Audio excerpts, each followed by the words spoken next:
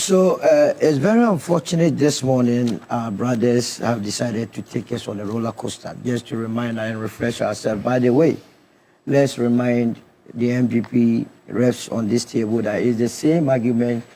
That is the reason why they have no MPs in 4 regions. They have 1 MP in 6 regions.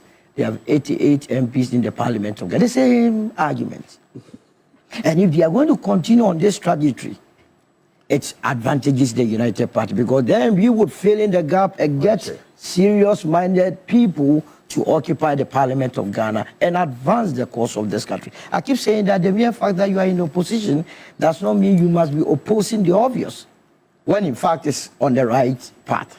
The time will come that we will deal with this whole issue of politics when we are getting closer to campaign. But now it is nation building. And in nation building, you must be honest with the fact.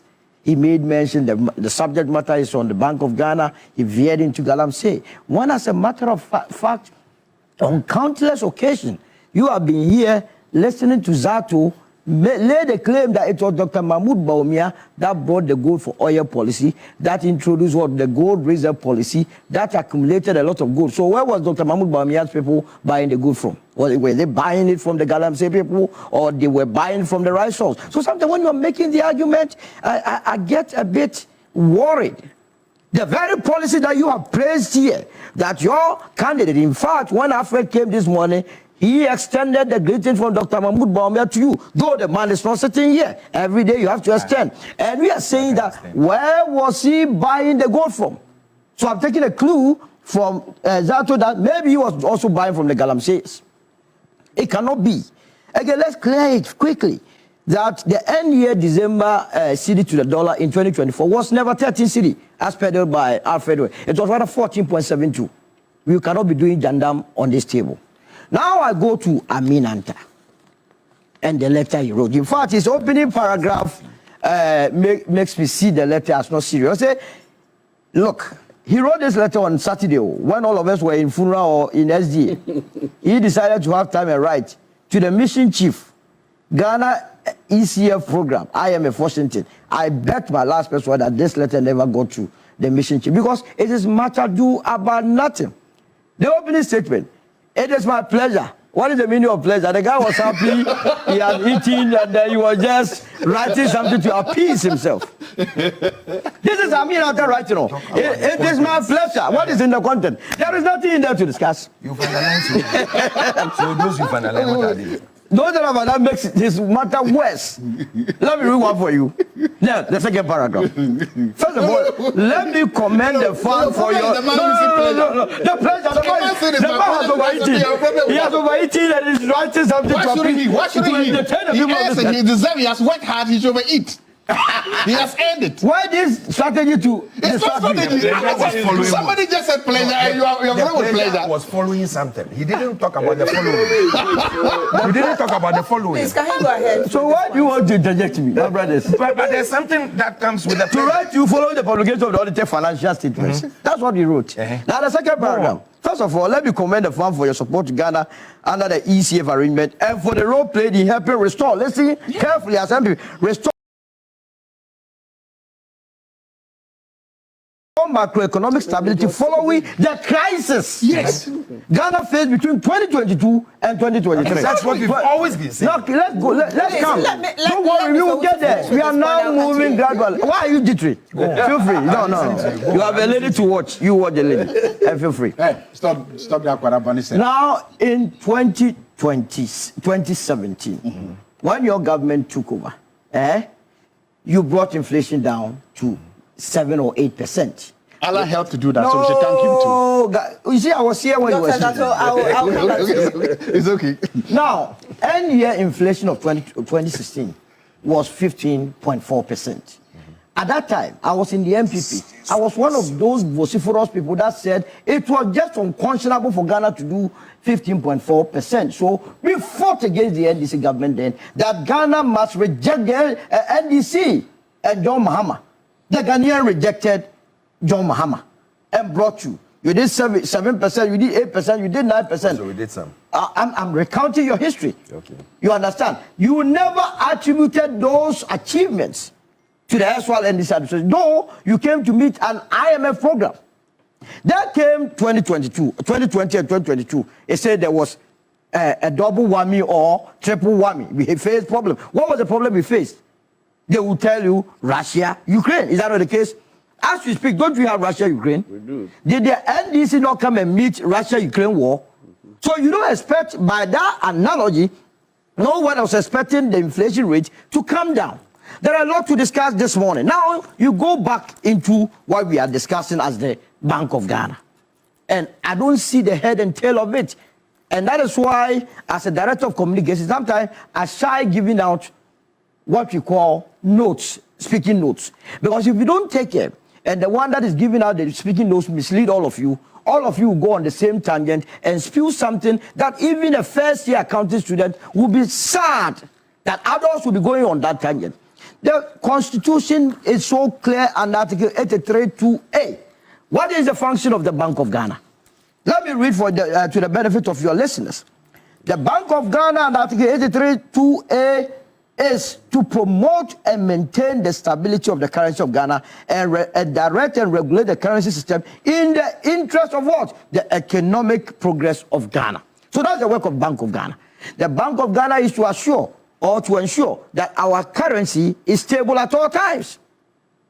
Now, the very year that you incurred a debt of 60 billion at the Bank of Ghana, did they fulfill this provision? Remember, I told you that this was a government, the NPP government took over an inflation of 15.4. So it was not as though they took over an inflation that was about 70% and they were using monetary policies to bring it down. You took over 15.4, but as of 2022, you willingly, as a result of bogus mismanagement, had taken inflation to 54.1%. Now we should clap for you for bringing it. You understand? You skyrocketed policy rate, you skyrocketed treasury bill rate. The debt to GDP had gone beyond 100%. We lived in this country with that.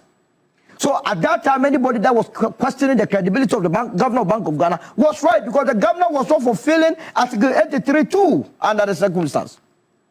Now we are talking about a regime, a Bank of Ghana, that has incurred 15.6 billion as a loss. You have to juxtapose it with what the provisions in the Constitution says, whether or not, as a result of the loss, we were able to experience stability in the currency, inflation has been brought down, the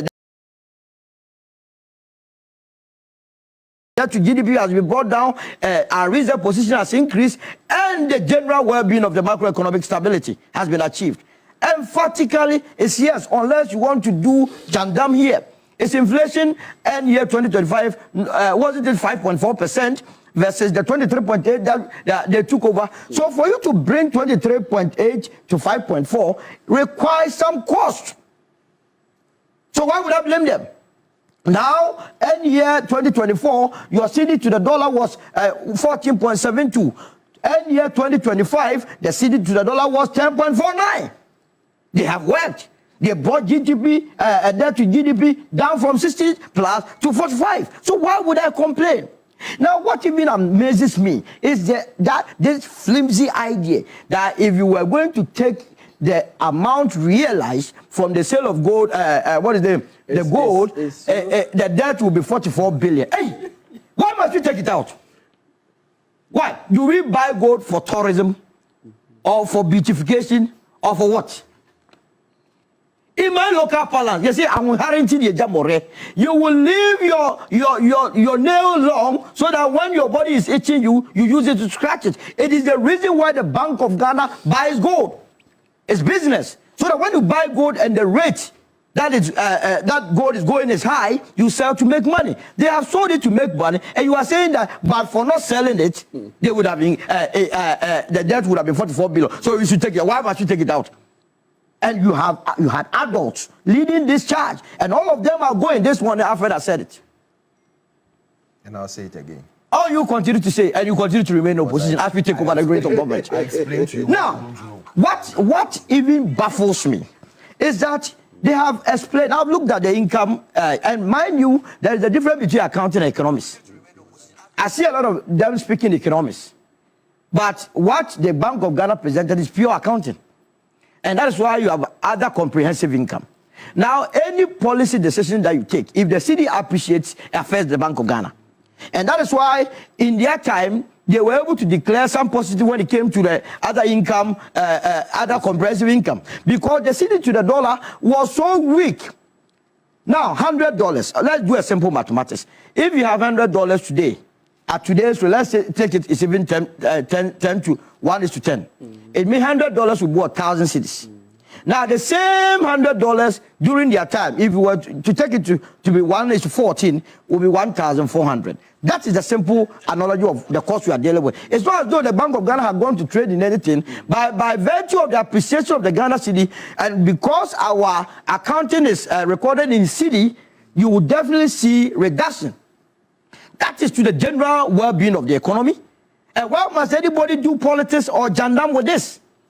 That because they have been able to stabilize the macroeconomic environment, they say what? Look, Atta that wrote the letter, and I can strongly believe that he has not shared this letter with the mission chief. I can bet my last person, because it was for entertainment. As he himself said, it is my pleasure. Now listen to the IMF. You know, just last December, they did a faith review of the Ghana's economy before they extended the 385 million. This is the IMF speaking. And this one, they wrote the report in 2025. Ghana's IMF-supported reforms are yielding results after last year's policy slippages. I'm not writing it. Last year meaning 2024. 2025? No. This report was written in 2025. Okay. And this is the IMF writing this report. And their opening statement, Ghana's IMF-supported reforms are yielding results after last year's policy slippages. And who was in charge of our economy as a finance minister? Was it not Atta? The IMF that he is writing to is telling the entire country that when Atta was in charge of the finance ministry, none of the policy indicators that was enshrined in the IMF staff level agreement was followed. And that there were a lot of slippages, but it has taken shape. Now listen to the Deputy Managing Director of the IMF and his view about Ghana's policy in 2025. Ghana's performance under its ECF-supported reform has been generally satisfactory. The authorities have shown strong program ownership by decisively implementing ambitious corrective actions after the 2024 policy slippages. You see, so the very IMF that you are going to, they are very much aware of this economy. By the way, is Atta not a member of the Finance Committee of Parliament? He's a ranking member. When an audited financial is prepared, where is it taken to? Is it not Parliament of Ghana? So the Parliament of Ghana will have the benefit of, as it were, diagnosing this very report. Now you go to the recommendation. He made recommendations, and that's why I realized that indeed it was for entertaining purpose. Paragraph 6 of his recommendation. Atta is admonishing this administration to resolve the treatment of the DDEP effect on the Bank of Ghana. Yes. He is recommending, but who brought the DDEP? Exactly the point. And to the benefit of our cherished viewers and listeners across the globe, the DDEP is the domestic debt exchange program that the Eswell administration led by Akufo Addo and Dr. Mahamadu Bawumia. In fact, the staff level agreement, the IMF program that we have with the IMF was written, and all the negotiations was led by Dr. Mahamadu Bawumia, ably supported by Ken Ofori Atta and Kwabena Agyapong. So the program you have today, the idea that you must be increasing tariffs every quarter, the idea that you must engage in DDEP, the idea that we must kill the elderly people, the old men and women, were given to us by Dr. Mahamadu Bawumia. Now you are giving us this debt that this government is paying. Because of the DDEP, the coupon rates were reduced. Hence, you having a negative equity position of 96 billion. Out of that 96 billion, about 48 billion is as a result of the DDEP. So why would you turn around and come and blame this administration? On the floor. Good morning. And I think this morning we are being bombarded by two experts throwing losses and things to us. I want to start my presentation this morning with a question, which is a quote that somebody posted when we were in similar waters. And the question is, how can you make such losses as governor of the Bank of Ghana and still think that you have credibility to stay at post? How can you make such losses as a governor of the Bank of Ghana and still think that you have credibility to stay at post? This was a very important question posed by the current Minister of Communications to the former governor of the Bank of Ghana. Because he believed that if you make such losses, you have lost the credibility to stay as the governor of the Bank of Ghana. I want to contextualize it and then go back to something. I am not scared because the Bank of Ghana has made financial losses, no. I am not scared because the Bank of Ghana has to literally, if you hear them, throw everything they have at what they thought were financial problems. So I'm not scared by that. Because you see, that is what the bank was established to do. There's something that the NDC and the bank has said, which I also agree, that the Bank of Ghana was not established to make profits. Again, I agree with that. That the Bank of Ghana is a state-owned enterprise, as SOE, established to pursue what I will refer to as both commercial and political or policy objectives. And that in performing those actions, sometimes the Bank of Ghana has to do above and beyond what normal commercial-driven banks will do. That the Bank of Ghana then has to operate like a parent. You are not going to keep your finances in check when all of a sudden a member of the family either is in an emergency or needs money. You are going to throw everything at that. So as a state-owned enterprise, this has always been the bane. In fact, that is the bane of public management in Ghana. Go back to the colonialists when they established state-owned enterprises. Go to Nkrumah, go to Buzia, go to all of them. Whenever government of Ghana goes to the IMF for any bail or whatever, the biggest driver of almost all of those have always been the SOEs. SOEs are very notorious for making huge gargantuan losses. And those losses then turn up what? To cost all of us. A simple explanation is that almost all the people employed to manage SOEs, their managing directors, their chief executives, consider their role and their appointment as a reward for partisanship, as a reward for what they did during the campaign. And so they don't see it as a kind of a fiduciary role to show competence and expertise in what they are managing. They see that, yes, I helped the party this way, I campaigned this way, they made me a CEO, a deputy CEO, that's my reward. Because of that poor negative attitude, we have treated SOEs like chop bar. We go there and we pick distance, we run them underground and we leave them. Another government comes, they operate them, then they also run them underground. That is why we are in this merry-go-round. So as I said, the fact that the Bank of Ghana has made distance does not necessarily threaten me. What threatens me is that we have all of a sudden normalized galamsey and galamsey gold to help the Bank of Ghana. What threatens me is that all of a sudden, this government and these policies of the Gold Board and Bank of Ghana have normalized or are normalizing galamsey. But we had a Gold Board CEO, Sammy Gyamfi, say that we are not getting money for to help fund the Bank of Ghana. And that for me is what scares me. You do not agree with what Sammy Gyamfi told us? Gold Board has what we call monopoly, absolute monopoly to buy all gold in this country. Am I lying? Absolute monopoly. We've been told that they have reduced, if not stopped, smuggling of gold, right? We've told that, right? Yes. Out there in the gold that we have there is made up of gold from clean producers. Let me say licensed producer, right? But there's no galamsey gold in there. Am I lying? There's galamsey gold out there because galamsey is not going. The CEO says that. I know. So I can understand. I can understand why he wants to do that because she'll see him. He only buys from licensed operators. I agree. I'm not saying he doesn't. But who does the licensed operators buy from? Who do they buy from? What is the evidence? The point I'm making is that, no, I'm making a point. I'm making, this is it. So we have normally, because still at all this time, we are all crying over the financial loss. Is it the 40 billion, the 15, 16 billion? Nobody has stood to say, wait a minute. The Bank of Ghana sold gold reserves, blah, blah, blah, these percentages to come and fund this. Where did that gold come from? My argument is that gold comes from the poisoning of our rivers. That gold comes from the poisoning of our forest. That gold comes from poisoning of the food we eat. That gold comes from the galamsey that is killing us slowly.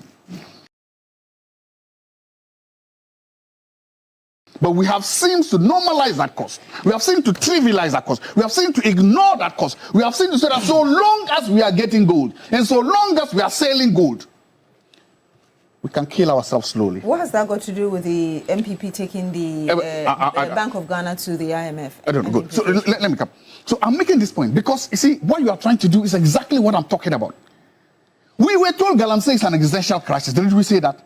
So if it's an existential crisis, why are we today sitting here glorifying money, gold from galamsey that is supposed to have helped the world, the Bank of Ghana bring down its equity or bring down its debt? That is the point I'm making. If it is an existential threat, why are we sitting here now? We are only crying about the financial cost it's made, not the social cost, not the health cost, not the environmental cost, not the killing us slowly cost. Why? You see the point I'm making? Don't let us trivialize. Don't let us move away from it quickly and come there. That is what I'm saying, that it has a look.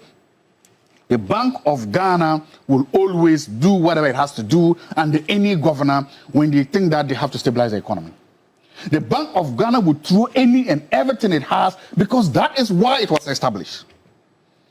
And it may be different managerial styles, but as we can say, it's not. The Bank of Ghana and Addison made all those losses because if you ask him, he will say he had to do that to what? To safeguard the financial system of the state. So you are making a point that even what he did that they were bad. Then the question could be asked, then you know what would have happened if he hadn't done that? We don't know. If you say whatever he did, and you still say it was bad, then could you imagine if he hadn't done that? You remember during COVID, the President Akufo Addo made a point that as a country, we know how to bring an economy back, we don't know how to bring life back. The idea was that the government was going to do any and everything possible to stabilize the state if it comes to cost. That's a policy decision. I want to make that point. The current governor is making a similar argument. Now look, the economy we met, the system we met, needed us to throw almost everything we had at it. And we remained selling gold. Selling half our gold reserve to do what we're going to do it. And he's proud of what he's done. He's proud because he's saying that that is the job I was given. Stabilize the financial system of this country. Are you saying that you do not appreciate the gains the current government has made in the last almost 12? I've not said that. I've not said that. They've done it. They've done some gains. They've brought inflation down. They've done it. And the cost of doing that, we are now seeing the full cost of that. And I'm saying that you can then see the similarity of the arguments that governors of the Bank of Ghana made. Because here's the thing. No governor of the Bank of Ghana will sit at the Bank of Ghana and think that he or she has policy options and will leave them on the table when he or she thinks that the economy is tanking. They won't do that. No, I'm coming. So don't rush. So that is the point I'm making. If we then sit down and say that the biggest challenge that this government now has is a credibility crisis. A credibility crisis because people can see that in opposition, everything you have said, in fact, including the same governor of the Bank of Ghana, that in opposition, you campaigned, I've used this proverb before, in sweet poetry and polemics. Today, the reality is staring you in the face. And instead of saying that, look, I either goofed or made a mistake yesterday, you are trying to explain away your incompetence and inefficiencies. When yesterday you did not agree. My point is, I understand that. Yesterday, it is normal. I've just given you a code. You could have said that. So what I want to understand is that you think the BOG and the government have credibility issues and so they should apologize. I've not said they should apologize. Because you're saying that instead of... I have not said they should apologize. I'm simply saying that if yesterday you said that if you are a Bank of Ghana, a governor of Ghana, and you make these losses, you should resign. And today the same governor of Bank of Ghana also said he's still in the post. Where is the credibility? Where is your credibility? Now... Oh, please land, and I'll go to. So that's what I'm saying. Where is your credibility? You asked another question that we have to ask is that when you say that why did the government of Ghana go to write to the IMF? Right now, the IMF team is in Ghana. They are meeting everybody. They are meeting CEOs, CSOs. They've met the government team. They are meeting banks. In fact, it's a tall list of people they are meeting, including the minority. And remember, Honorable Amin Andam was the former finance minister. He was the one who handed over the IMF program to the Keren guy. He did. Yeah. So it is normal for him. I'm sure even if he was, I don't know where he is, that the IMF would actually speak to him. I am glad and proud that he has put his suggestions on paper. Sometimes this is what happens. People go to the IMF behind doors, say things. When they come out, they don't let us know what they've said. Sometimes people can even go behind the IMF, whatever they whatever say we don't know. We don't know. I am glad and proud that this honorable member of parliament, this patriot, has decided that I am going to put my ideas on paper. I'm going to document them. He's not saying agree with him. He's not saying that disagree with him. But he's saying that let history show that when this issue happened, when the Bank of Ghana was swimming in a poor equity and distance, I made my decisions head. I made my ideas head. I published them. So that in future, posterity will take what he has said. Posterity will judge and do that. We should be proud of leaders like that. Thanks for watching. Like and share the video. You can also drop your comment. Please don't forget to subscribe. Click on the bell to turn on the notification.